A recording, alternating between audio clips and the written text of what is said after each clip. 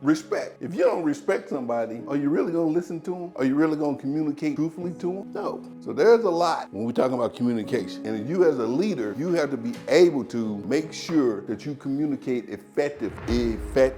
We're gonna go over a couple of these of my favorite that I know some people do and they would never admit to it, but we'll go with it. Can somebody read number 1, please? I allow the speaker to finish before I begin speaking. Wow. What did you put on there? You never do that? Ever. Let's go with number 6.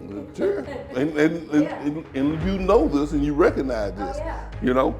And another distraction that a lot of people are getting to, especially my kids, is to use this as phone.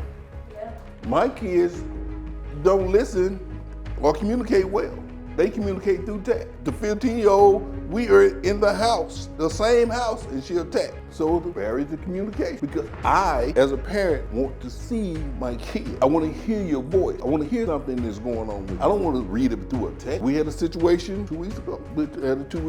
Situation 2 weeks. She texted something that we looked at and kind of like emergency. She was like, oh no, it wasn't an emergency. Effective communication. And we have to talk to her about it. Effective communication. It is a barrier. It is a barrier because what is Twitter? How many characters you can do in Twitter? You can't get a full thought out in that amount of character. That's just me. And now with 20 different emojis, now I got to spend my time trying to figure out what these emojis are and what do they mean. I'm looking at this, it's kind of like, oh, that ain't what it means. So that's ineffective communication because if I have to figure out what you're trying to say, when it was easy for you to use the common words, I need a ride, then we don't waste the time, communication is ineffective. Number 9, what you put for number 9? I actively try to retain key facts and concepts from the speaker. And as far as being in a customer service driven industry, you have to get the key facts of what the customer wants. It's not about what you want and what you think is best for the customer. It's about me and what I want and drive it. So it's the key facts that we tend to miss because, like I said, some speakers can go on and on and on, but you miss those key facts. So that's why when we're talking about being a good listener, clear, concise communication. Being a good listener is putting on those actively listening. That's why number 1 is number 1, because that is the biggest one that a lot of people really